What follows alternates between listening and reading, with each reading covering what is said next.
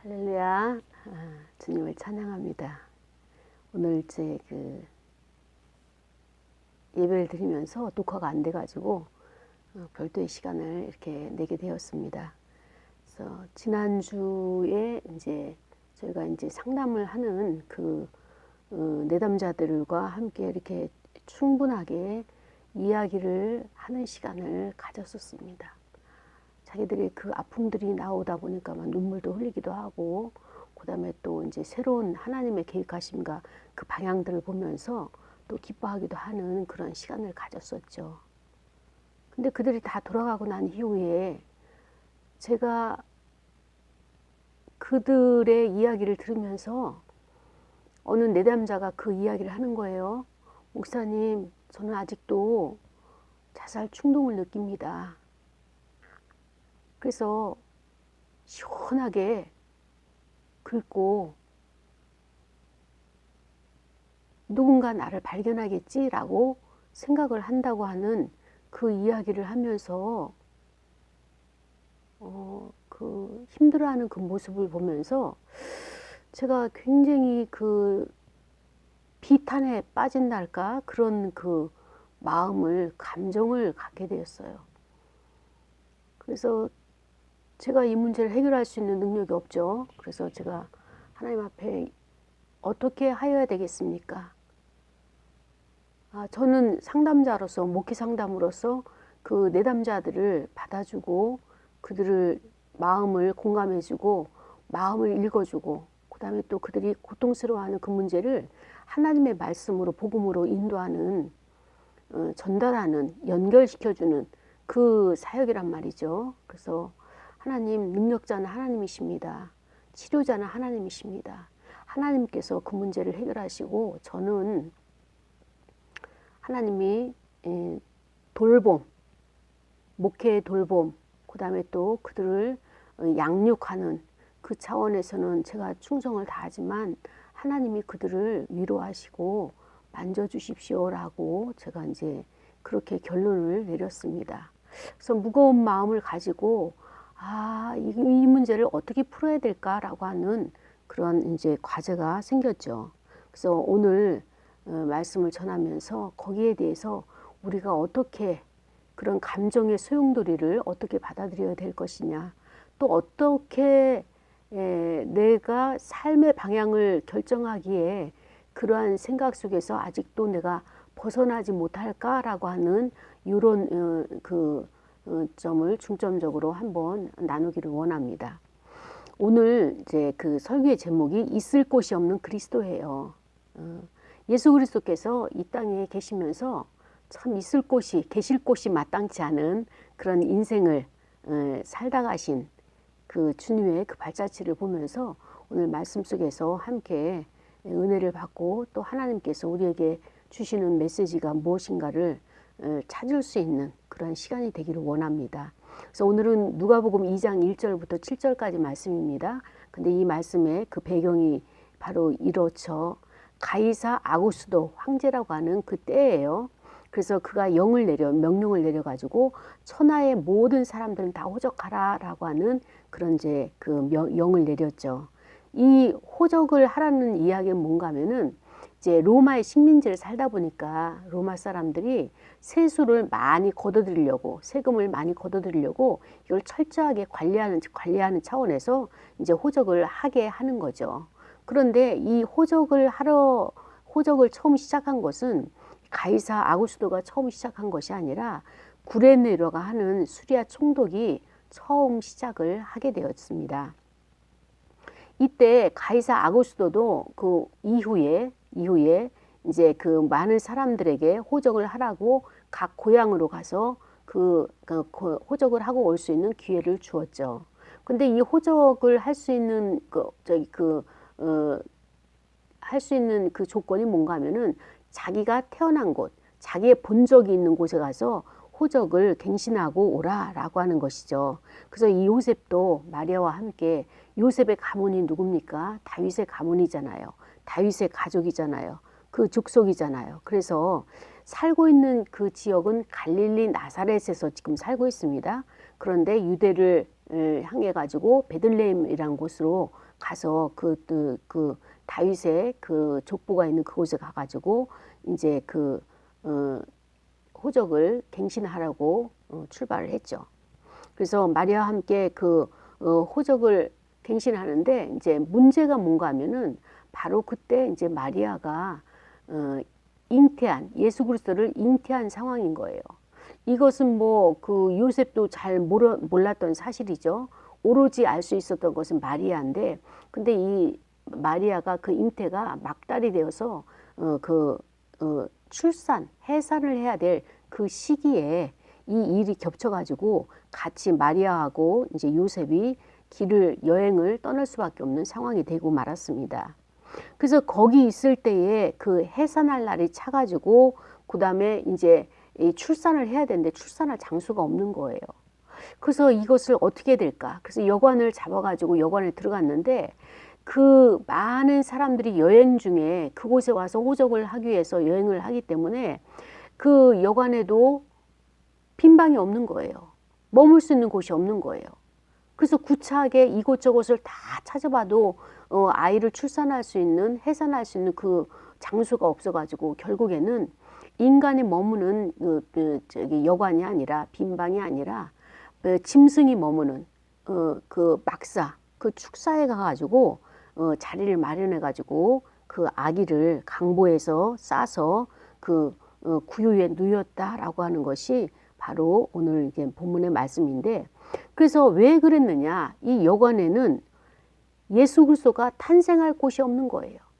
예수 그리스도가 누우실 곳이 없는 거예요. 그 정도로 이 땅에서 많은 사람들에게 존경을 받고 만왕의 왕이요 만주의 주로 오시는 그 메시아가 처음 출생서부터 이렇게 이 땅에서는 배척을 하고 받아들여지지 아니하고 그 다음에 또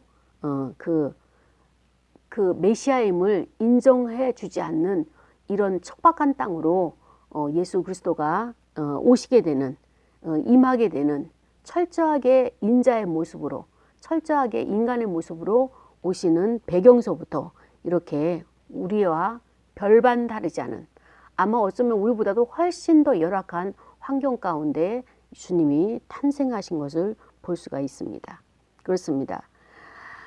호적 주사를 명령한 가이사 아구스도가 이 로마의 속주에 있는 그 많은 사람들의 그 세금을 원활히 징수하고 그 다음에 그 로마의 그 속국으로서 그 식민지로서 질서를 바로잡기 위한 어떤 조치죠. 그래서 그 행정에 있어서 모든 그 인구 조사를 해야지만이 여기에 어떤 남성과 또 여성과 그 다음에 아이와 또 어른과 또 장정과 청년과 또 학생과 또 그 다음에 또 노인과 이런 것들을 다 분류해 가지고 그것을 시시때때에 그 적재조소에 배치하기 위해서 이런 그 인구조사를 하게 한 거죠. 그래서 이런 인구조사를 통해 가지고 그 예상치도 않은 마리아하고 그 요셉은 정말로 예상치도 않은 그 출생지를 가게 됨으로 말미암아 가지고 그리스도 예수 그리스도를 거기 베들레헴에서 출산할 수밖에 없는 상황이 되고 말았습니다. 근데 우리가 보기에는 어쩌다 이렇게 된 것이지라고 생각할 수가 있어요. 그러나 하나님께서는 어쩌다가 아니라 철저하게 하나님의 계획과 하나님의 주권 아래서 이 모든 일들이 일어나는데 우리는 그것을 어떻게 이야기하는가 하면 하나님의 섭리다 이렇게 표현을 하고 있습니다. 그렇습니다. 구약에서 계속적으로 예언이 뭔가 하면 미가서 5장 2절도 뭐냐면은 베들레헴에서 바로 아기 예수께서 탄생하실 것이라고 하는 그런 것을 예언을 계속적으로 해 오셨죠. 그 예언을 하나님께서 그 예언을 통하여서 우리 백성들에게 또 저와 여러분들에게 이 시대에 계속적으로 하나님의 행하신 일들에 대해서 알게 하신 것이 바로 하나님께서는 한 번도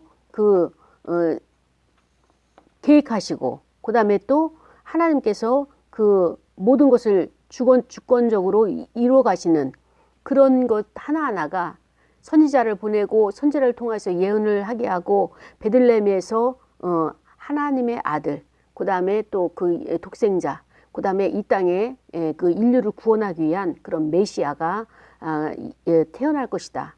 그 장소는 유대 땅 베들레헴이다.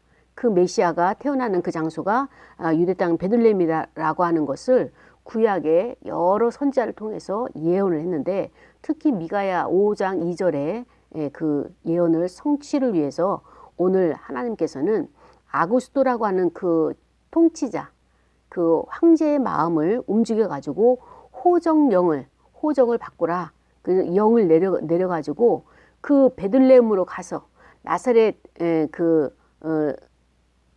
갈릴리 나사렛 동네에서 살고 있던 요셉과 마리아가 그 베들레헴에 가서 호적을 하면서 아이를 출생할 수밖에 없도록 하나님께서 그 모든 주권과 섭리 속에서 진행되어져 가고 있는 것이 바로 우리 인간사의 모든 피조물들의 역사라고 볼 수 있는 것입니다. 그렇습니다. 오늘 누가는, 이 누가복음의 기자죠. 누가는 예수 그리스도의 그 탄생 배경과 그 다음에 작은 성읍 베들레헴에서 말구에서 태어난 사실을 강조를 하는 거예요. 그런데 그 강조를 어떻게 하느냐? 바로 역사적인 사건과 그 다음에 아구스도 가이사 아구스도가 바로 실존적인 인물이란 것을 이야기해 주는 거죠. 그 다음에 또 어떻습니까? 이것이 성경에 기록돼 가지고 하나님의 계획하에서 이 모든 것들이 이루어져서 실질적으로 이 인구조사는 역사적인 사건이요. 그 다음에 뭐예요? 예수 그리스도의 탄생 사건이 연관시켜져서 그리스도의 역사 속의 그리스도, 또 하나님의 그 실제하시는, 하나님의 그 역사하시는, 하나님의 일하시는 그 사역 안에서의 그 실제성을 강조하고 있는 누가의 기록을 볼 수가 있는 것입니다. 그렇습니다. 아구스도라고 하는 그 황제가 인구 조사를 시작했다는 것은 바로 하나님의 섭리로 우리는 받아들일 수밖에 없습니다. 그래서 하나님께서는 메시아가 이 땅에 오는데 철저하게 하나님의 말씀하신 그대로 성취하기 위해서 그 시간과 장소와 때, 그 다음에 그 시기까지도 하나님은 이끌어 가시는, 세상 모든 역사에도 하나님이 주인이시다, 하나님의 주권과 섭리로 그 진행되고 있다라는 것을 우리에게 말씀해 주시고 또 확인해 주시는 것을 볼 수 있는 것입니다. 이 누가라고 하는 기자는요, 예수 그리스도를 어떻게 표현했는가 하면은 이 땅에 철저하게 하나님이 오셨다. 그 하나님께서 오셨는데 그분은 바로 탄생의 배경이 말구유에서 태어나셨다. 하나님이시지만 말구유, 인간이 사는 방도 아니고 인간이 살 수 있는 그런 집이 아니고 짐승들이, 정말로 냄새나고 더러운 짐승들이 거기에 거처하는 그곳에서 하나님이시지만 그 비천한 인간의 육신을 입으시고 그 다음에 또 철저한 인간, 인자로 오신 그 메시아의 모습을 부각시키고 있는 것을 누가는 강조를 하고 있습니다. 그렇습니다. 예수 그리스도께서 왜 이렇게 철저하게 낳고, 우리도 일반 사람들이 그 아이를 출산할 때 웬만하면은 그 부엌댁이나 아니면 헛간이나 이런 데서 아이를 출산하지 않잖아요. 정말 그 좋은 병원이나 뭐 우리가 이제 그 6.25 피난 시절에 정말로 갈 곳이 없어가지고 어떻게 그 해산을 해야 되겠는데 그 장소를 찾다가 그 한다 하더라도 남의 방, 윗방이나 작은 방 하나는 빌려줘서 거기서 출생할 수도 있는데, 그런데 예수님은 그것조차도 허락되지 않는, 이 땅에 많은 사람들이 얼마나 척박한지요. 예수 그리스도 메시아잖아요. 나를 구원해 주실, 인류를 구원해 주실 그 구원자가 오시는데도 어느 누구 하나 그 빈방을 제공하는 자가 없고, 나의 것을 대신 그분을 위해서, 해산하는 그 마리아를 위해서, 또 탄생하시는 예수 그리스도를 위해서 내 것을 양보하는 그런 자가 하나도 없음을, 이것을 보여주고 말하고 있는 것을 보게 되는 것이죠. 그렇습니다. 예수 그리스도께서는 죄로 인해 가지고 절망적인 이 땅이라는 것을 부각을 시키는 거예요. 정말로 그분이 오시지 않으면 안 될 그런 상황, 인간의 사회, 인간 사회나 또 인간의 마음에 부패된 이런 상태, 그리고 인간들이 얼마나 힘들어하느냐. 그 문제는 죄로 인해 가지고 힘들게 살아가는데, 그 인간이 비천하게 살아가는 그 처지에 놓인 그 인간의 연약함, 죄 앞에서 연약함과 그 다음에 또 그것으로 인해 가지고 고난을 당하고 그 고난을 채우라면서 그 다음에 또 그들이 고통당하는 그 마음, 그것을 알기 위해서, 구원하기 위해서 철저하게 예수님은 인간의 육신의 몸을 입으시고 그 다음에 그 인간을 철저하게 동일시하시기 위해서 그렇게 오신 것을 보게 됩니다. 그렇습니다. 우리가 태어나는 그 신부는 사람으로 태어나지만 태어날 때의 환경은 아무리 가난해도 예수님처럼 이렇게 척박한 환경에서 출생한 사람은 그렇게 없을 거예요. 그렇습니다. 성도라고 하는 것은요, 거룩한 백성이기 때문에 고난과 어려움 속에서도 우리 형편과 처지를 잘 아시는 그 예수 그리스도를 의지하는, 이것을 하게 하기 위해서 예수 그리스도를 우리에게 보내주셨고, 또 그분은 모든 인간보다도 낮은 곳에서, 정말로 그 낙후된 곳에서 출생하는 배경을 우리에게 각인시켜주고 있습니다. 그렇습니다. 성도가 낙심하지 않는 삶을 살아야 할 것을 그리스도는 우리에게 강조하고 계신 것입니다. 저는 오늘 이 본문을 통해 가지고 있을 곳이 없는 그리스도라고 하는 이 문제에 대해서만 제한적으로 이야기를 하고 설교를 마치려고 합니다. 탄생 자체가, 첫 번째 탄생의 장소가 어떻습니까? 빈방조차도 없는 거예요. 얼마나 많은 여행객들이 그 여인숙의 여관에 그 장소를 차지했는지, 그 막달찬 출산하려고 하는 산모가 있음에도 불구하고 배가 불러서 이 여관 저 여관을 다니면서 그 장소를 빌려달라고 해도 그 종업원들이 그거 하나 만들어줄 수 있는 여건이 안 되는 거예요. 어느 누구 양보할 사람이 없는 이 상황들, 그 환경들. 그래서 어쩔 수 없이 인간을 상대로가 아니라 그 육축과 그 짐승들이 사는 그런 말구유에서 해산할 수밖에 없는 이런 상황들. 베들레헴에는 여관들이 많았죠. 그러나 예수 그리스도를 탄생할 수 있는 그 여관은 없었습니다. 빈방이 없었어요. 어느 누구 하나 메시아를 탄생을 위해서 양보하는 자가 없었고요. 그 다음에 아무리 긴급한 상황이라도 여관방 하나 양보해 줄 수 있는, 이 양보해 줄 수 없는 이런 각박한 세상에 바로 그리스도께서 오셨다는 이것이 우리에게는 복음이 되는 것입니다. 그렇습니다. 가장 낮은 자세로 오셨고요. 낮고 천한 곳으로 오셨고요.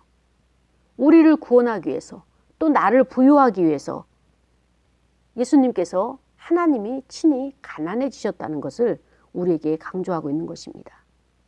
고린도후서 8장 9절에 보니까 우리 주 예수 그리스도의 은혜를 너희가 알거니와, 그는 부유하신 분이에요. 부유하신 이로써 너희를 위하여, 나를 위하여 예수 그리스도께서 가난하게 되셨다는 거예요. 스스로 예수 그리스도께서 가난하게 되심은 그의 가난함으로 말미암아서 너희를 부유하게 하기 위해서, 너희를 부유하게 하려고 하십니다 라고 사도 바울은 이야기하고 있는 것입니다. 그렇습니다.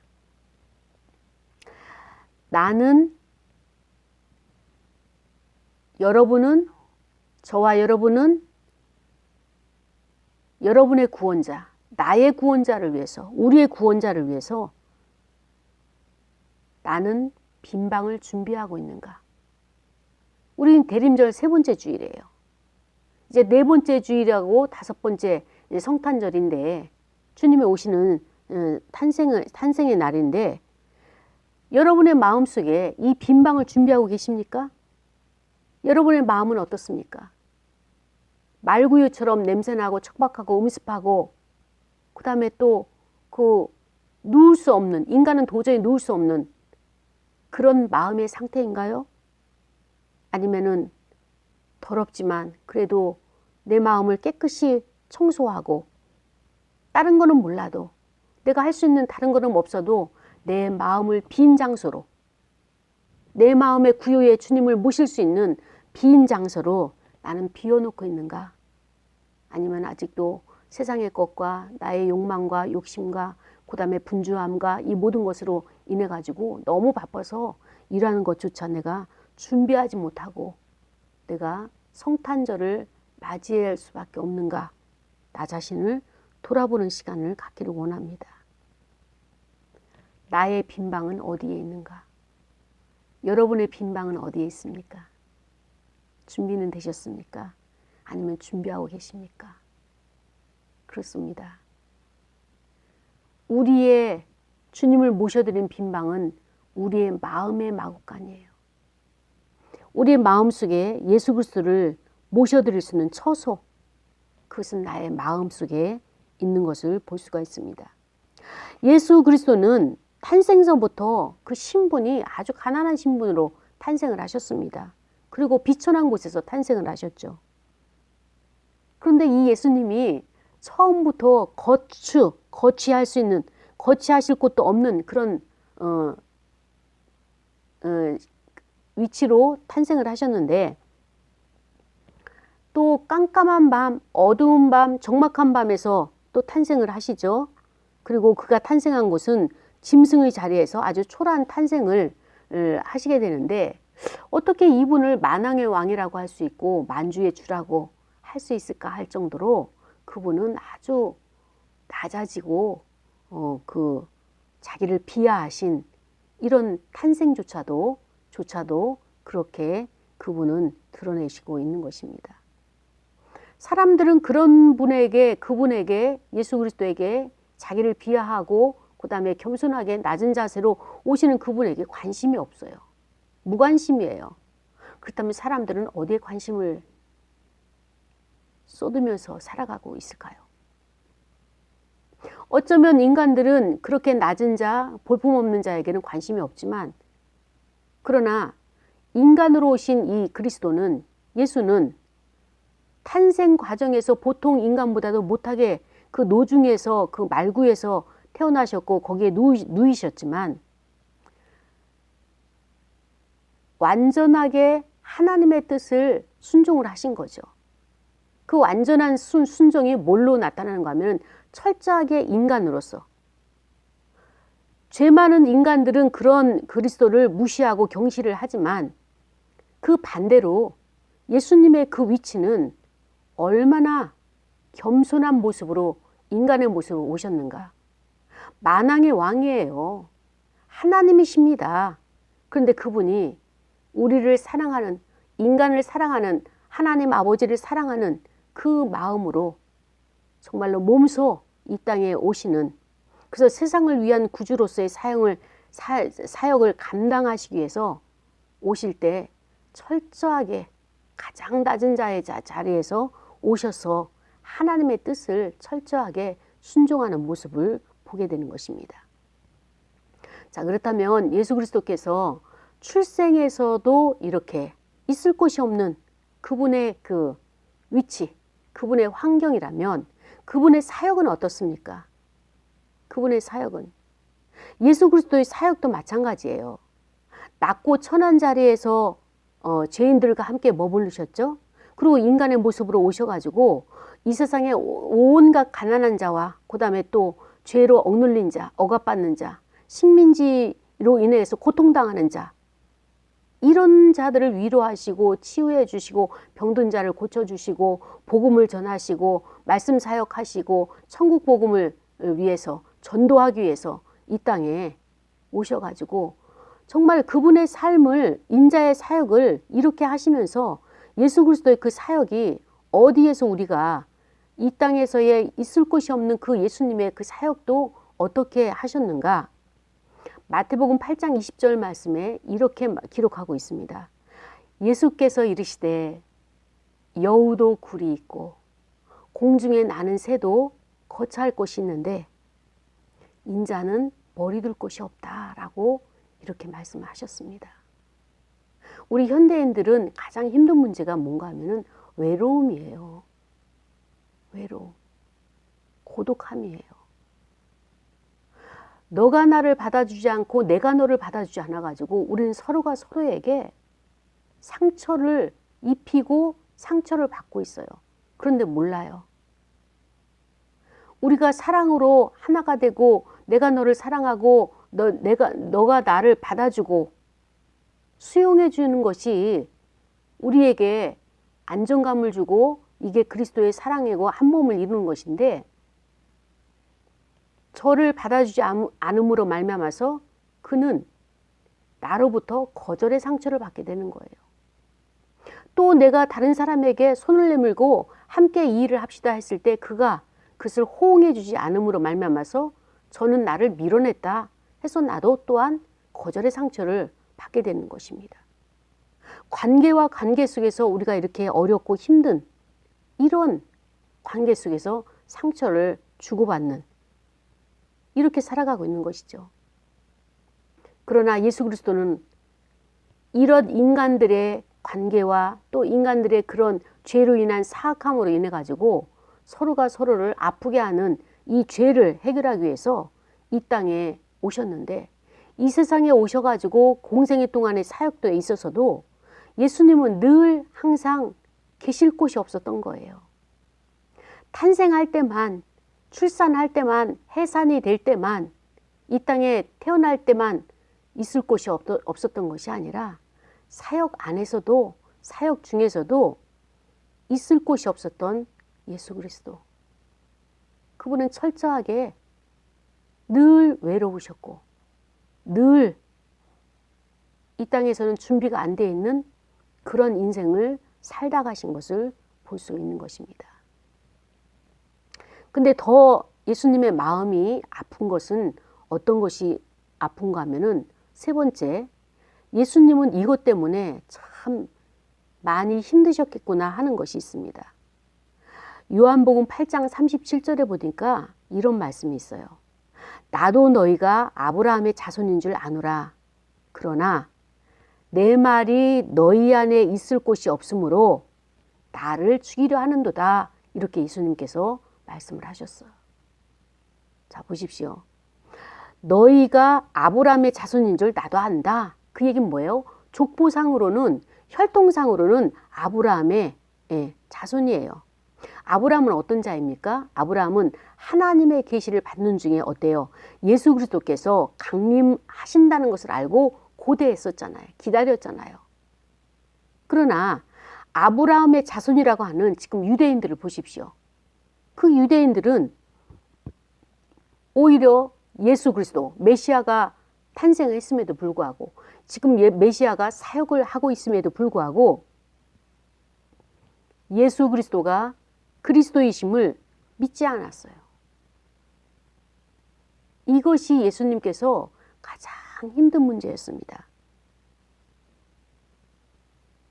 그들이 예수님 말씀하시기를 너희가 혈통적으로만 아브라함의 자손이 아니라 진정으로 하나님의 뜻을 이어받는 아브라함의 후예라면 너희들의 그 행동은 불가능했을 것이다. 그 얘기는 뭐예요? 예수님을 지금 죽이려고 잡으려고 오잖아요. 너희 아비가 진정 누구냐? 정말로 나의 말이 너희 안에 있을 곳이 없다. 쉽게 말하면 예수님께서 이것을 보신 거예요. 천국 복음을 전파하고 그들과 함께 동고동락하면서 오병이어의 역사도 일으키고 5,000명, 4,000명, 그 다음에 또 많은 사람들에게 그 복음도 전하고 죽은 자도 살리고 병든 자도 고치고 기적과 이적과 표적을 많이 나타냈단 말입니다. 그런데 어느 날 그들 예수님의 말씀을 듣고 양육을 받고 그 다음에 또 예수님과 함께 그렇게 동고동락하고 그 무리 가운데 있었던 그 유대인들의 이야기를 들어보니까 그들 마음속에 예수님의 말씀이 없는 거예요.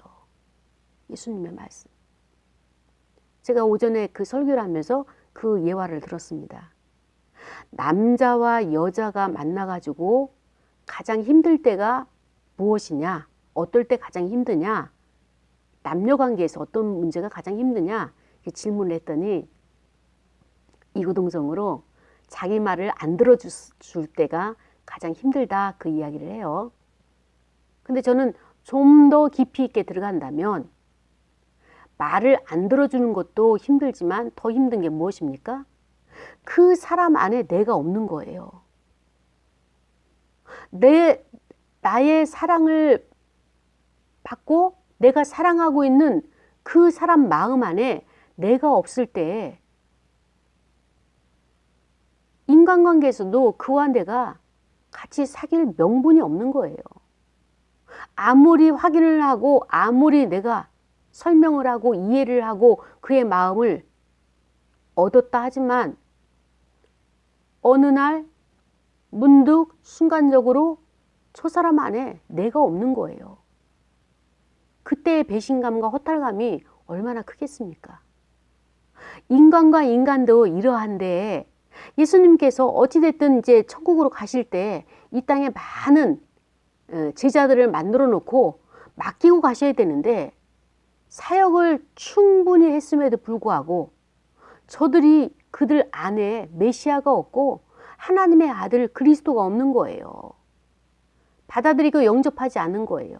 필요에 따라서 배고플 때 오병이의 역사를 원했고요. 그 다음에 또 병들어서 병 낫기를 원했고요. 자식이 죽었을 때 자식을 살려주기를 원했고요. 그 다음에 또 고치지 못하는 이 모든 표적과 이적과 이 모든 것을 다 예수님의 발의를 해가지고 그것만을 원하고 그 예수님으로 나오는 기적, 표적만을 원하는, 어찌 보면 오늘날로 말하면은 많은 사람들이 예수님을 이용하는 이용의 대상으로만 생각을 했지 진정한 구세주, 진정한 구원자로 예수님을 받아들이지 않았다는 거예요. 이걸 예수님 발견하신 겁니다. 발견하시고 나서 뭐라고 말씀하시는 거예요? 가장 아픈, 가장 고통스러운 내 말이, 내가 너에게 그렇게 생명을 주려고 애를 쓴 나의 말이, 생명의 말이, 생명의 양식이 너희 안에 없다. 내가 아무리 심어주려고 해도 너희 안에 있을 곳이, 머물 곳이 없어가지고 이 양식이, 생명력이 들어갈 수가 없다. 이거를 발견하시면서 통탄을 하시는 겁니다. 그 증거가 무엇이냐? 내 말이 너희 안에 있을 곳이 없어서 튕겨져 나와서 어때요? 그래서 너희들이 지금 나를 죽이려고, 나를 잡으려, 나를 죽이려고 지금 달려들고 있다.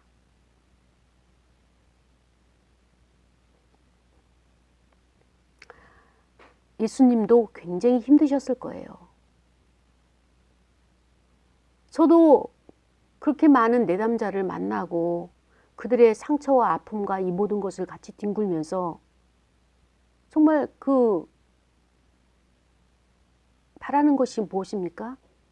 저들이 그리스도의 복음 안에서 자유함을 얻는 것이고 죄의 문제로 인해 가지고 저들이 정말로 인간답게 사는 것이고 하나님의 자녀답게 사는 것이고 그리스도의 제자답게 사는 이 반열에 세우기 위해서 이 모든 시간을 투자하고 모든 것을 다 거기에 몰입을 했음에도 불구하고 결과는 목사님 자꾸 자살 충동을 일으켜요.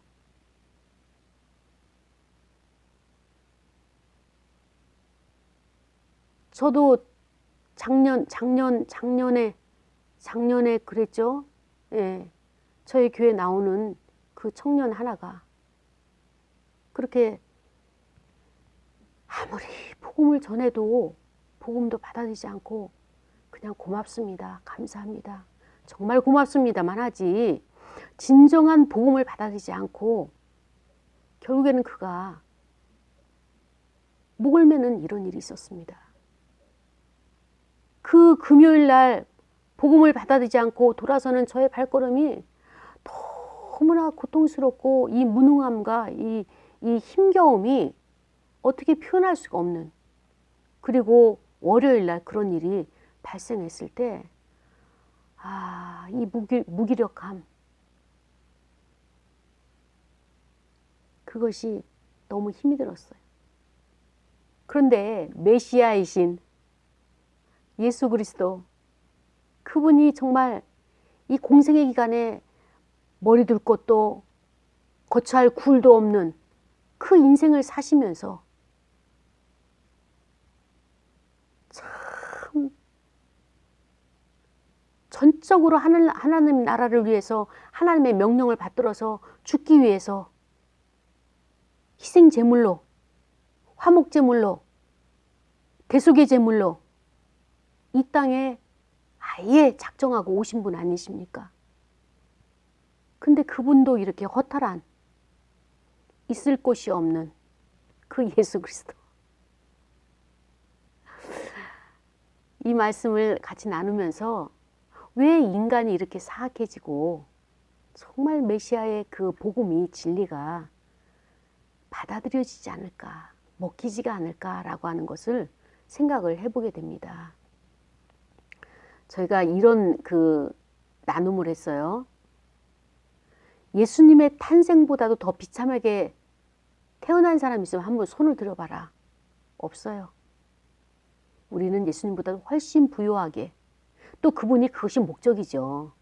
나는 가난해지고 이렇게 비천하게 탄생을 하고 살아가지만 너희를 위해서 내가 이 모든 것을 짊어지고 가기 때문에 너희는 부유하게 살아라. 부유한 인생을 살아라. 이것이 주님께서 우리에게 원하시는 것이죠. 그런데 우리가 지금 먹고 사는 것도 부족함이 없어요. 힘들다, 뭐 고통스럽다, 물가가 너무 많이 올랐다, 그 다음에 또 경제가 위축됐다, 뭐 하더라도 예수님처럼 그런 인생을 살았겠어요? 여우도, 짐승도 굴이 있고, 자기 거처할 곳이 있고, 쉴 곳이 있고, 새도 자기 두무리가 있는데, 예수님의 인생을 우리가 본다면 정말 그분은 겟세마네 동산에서 기도하시고, 그 다음에 또 갈릴리 바닷가에서 벳세다에서 오병이의 역사를 일으키고 이렇게 하시면서 사역을 하고 가셨죠. 그 사역을 하는 데 있어서 그 많은 비용들이 필요했을 거예요. 물론 기적과 이적을 통해서 공급하시기도 하셨지만 우리도 사역을 하다 보면은 표시 안 나고 어떻게 그 드러나지 않은 곳에서도 얼마나 많은 재정들이 필요합니까? 그때 예수님의 이 사역을 돕는 자들이 누가복음에 나오는 수산나 요한나 이런 사람들이 예수님의 그 사역을 많이 도운 것을 보게 되죠. 그러나 성경에서는 그것을 그렇게 드러나지 않고 그러한 것들을 일일이 낱낱이 적지는 않았습니다. 그러나 그들이 때로는 기부인들이 또 때로는 그들의 이제 그 경제적인 것이 예수님의 그 사역에 많은 것을 뒷받침하지 않았을까라고 하는 그런 우리가 가능성을 예측해 보는 것이죠. 그렇습니다. 예수님께서 가장 힘들어하시는 것은 무엇인가 하면은 우리 마음속에 주님이 없는 이것을 힘들어하시는 거예요. 우리는 이번 대림절을 통해 가지고 주님을 모시는데 출산하는 그 주님을 내가 제공하는 제공자, 빈방 하나, 그를 제공하는 정말로 그 준비된 청소된 마구간이 주님께 드려지는 그런 성탄의 선물이 되었으면 하는 마음에서 이 말씀을 전하게 되었습니다. 그렇습니다. 복음이라고 하는 것은요, 오늘 이 말씀 속에서 우리에게 주시는 그 복음의 메시지는 무엇입니까? 이 복음은 나에게뿐만 아니라 온 세상의 모든 사람에게 미쳐야 되는 거예요. 전파되어야 되는 거예요. 파급이 되어야 되는 것입니다. 그래서 이 복음을, 예수님이 오시는 이 복음을 나만 공유하는 것이 아니라 내가 전하는 자의 사명을 가지고 이거를 주님의 탄생일을, 성탄절을 맞이해서 전할 수 있는 우리의 사역이 되기를 원합니다. 또 이 복음이라고 하는 것은 정말로 기쁜 소식이잖아요. 좋은 소식이잖아요. 굿뉴스. 좋은 소식이잖아요. 근데 아직까지도 우리가 살아가는 이 세대는 불안과 걱정과 근심에, 생활의 염려에 이렇게 찌들어 있는 현대인들의 그들의 마음의 위축됨, 고통당함. 근데 그것은 자기가 스스로 이것을 하려고 해서 하는 것이 아니라 그 배후의 세력인 원수 마귀가 자꾸 압제를 하고 고통스럽게 하고 다른 것을 바라볼 수 있도록, 바라볼 수밖에 없도록 그렇게 마음에 그렇게 그 고통을 주게 되는 이것을 보면서, 이 복음이 뭐예요? 나는 할 수 없지만 그리스도께서 하시는 것이고, 또 그리스도의 그 능력으로 나를 자유케 하시는, 진리로 자유케 하시는 그분을 내가 지금 모셔드리고 그분을 영접하는 준비 기간이라고 하는 것을 우리가 깨닫기를 원합니다. 그래서 그 복음은 바로 예수 그리스도께서 우리를 위해서, 저와 여러분을 위해서 오셨습니다. 그래서 나는 지금 예수 그리스도를 나의 주님으로 모시기를 원하는가? 아직은 나는 그 주님보다는 우리끼리 내가 좋아하는 것, 내가 하고 싶은 여행, 내가 사랑하는 그 사람, 그 유희, 쾌락, 즐거움, 이것이 더 필요하기 때문에 잠깐만 기다리세요 라고 하는 그 단계에 있는 신앙은 아닌지요? 아니면은 나는 지금 그 그리스도로 인해 가지고, 그는 가난해졌지만, 그는 비천한 곳에서 출생하지만 그렇게 탄생하셨고 그 사역의 길을 가고 계시고 그렇게 배척을 당하지만 나는 지금 부유하다. 누구보다 부유해요? 예수 그리스도보다 부유한 거예요. 다른 말로 이야기한다면 이렇습니다. 저와 여러분은 하나님보다도 더 많은 것을 누리고 살아가는 것입니다. 제가 질문했어요. 여러분의 기도가 하나님 앞에 자꾸 상달되고 응답을 기다리고 소원을 아래서 하나님의 응답을 지금 기다리고 있는데, 여러분은 하나님이 되는 게 좋아요? 아니면 인간이 있는 게 좋아요? 그랬더니 가만히 곰곰이 생각해 보다가 인간이 낫대요. 그래서 왜 인간이 낫습니까? 라고 했더니 오늘 보니까 어때요? 인간들이 예수님을 메시아로 왔는데도 배척하죠. 인정도 안 해주죠. 그리고 아쉬울 때만 와가지고 하나님 이거 해주세요. 저거 사주세요. 이 문제 고쳐주세요. 병 낫게 해주세요. 또 돈 많이 벌게 해주세요. 사업 잘 되게 해주세요. 맨 필요에 따라서만 하나님 앞에 와서 간구를 하고, 자기가 그것을 공급받으면은 어때요? 응답받으면은 감사합니다 하고 싹 돌아서서 자기들끼리만 살아가는 이 모습을 이제 객관적으로 보게 된 거예요. 그러고 나니까는 하나님의 고통이 얼마나 크실까라고 하는 것을 조금은 깨달게 된 거예요. 조금은. 그래서 하나님보다는 인간이 인간으로서 있는 것이 훨씬 정말로 편하고 감사하다라고 하는 것을 알게 된 오늘 말씀 나눔이 있었습니다.